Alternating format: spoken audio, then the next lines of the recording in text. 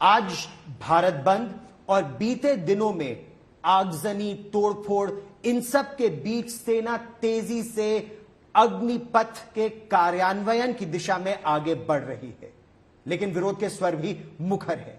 क्या यह राष्ट्रहित में है? हमारे साथ हैं जनरल मनोज पांडे, थल सेना अध्यक्ष।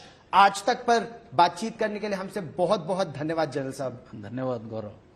जनरल साहब, अग्निपथ और अग्निवीर, क्या ये राष्ट्रहित में है? आखिर क्यों बने कोई अग्निवीर?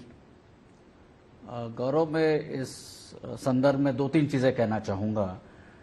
ये एक ऐसा परिवर्तन है और एक ऐसी योजना है, ये ना सिर्फ सेना के लिए पर पूरे देश के लिए और युवाओं के लिए, ये सभी के लिए फायदेमंद होगी and it will be a win win situation.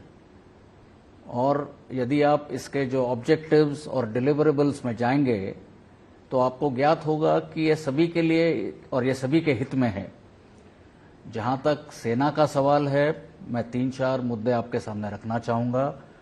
हमारी सेना का यूथफुल प्रोफाइल इस योजना के कार्यान्वयन होने के बाद इट विल इम्प्रूव ड्रास्टिकली।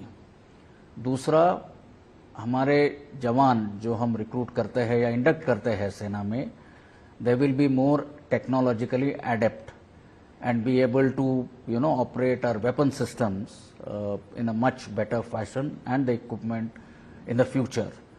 तीसरा, हमारा यूथफुल एंड एक्सपीरियंस का जो एक बैलेंस होगा यूनिट में या सेना में, हम उसमें भी बढ़ोतरी करना चाहेंगे।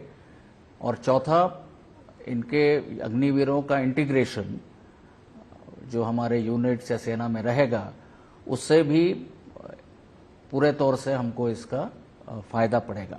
लेकिन इस योजना के बारे में बात करते ही इसमें परिवर्तन लाने की आवश्यकता पड़ी, तो क्या ये सोच समझकर लाई गई एक योजना है या फिर थोपी गई है एक तरह से सेना पर?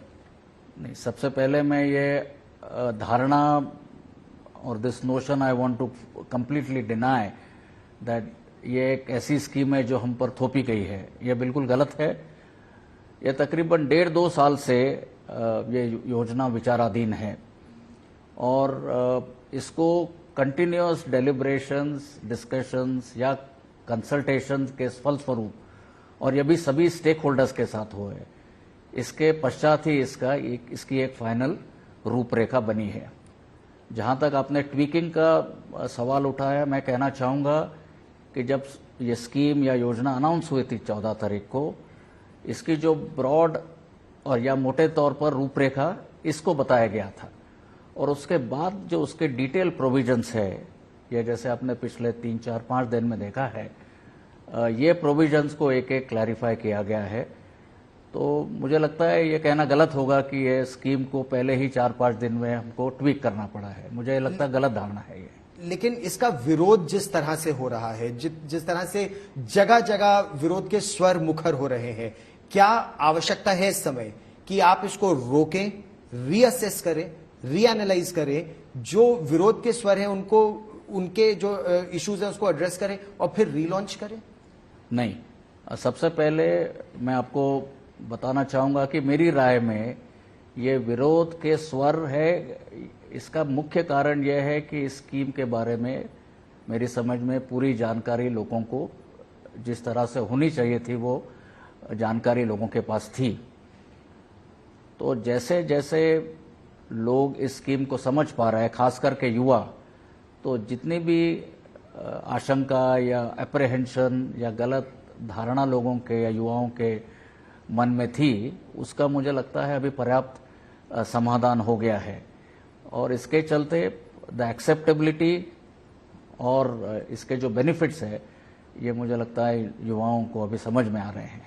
क्योंकि कहा यह जा रहा है कि केवल आप पेंशन बिल को घटाने के उद्देश्य से इस तरह की स्कीम लाई गई कि आप 4 साल उनकी सेवा भी ले लो और पेंशन भी ना देना पड़े, ग्रेचुटी भी ना देना पड़े, कुछ ना देना पड़े, उनको 4 साल के बाद बाहर कर दिया जाए और केवल 25% को सेना में लिया जाएगा। ये भी मुझे लगता है एक्सट्रीम पोजीशन है, और बट ये सच नहीं है।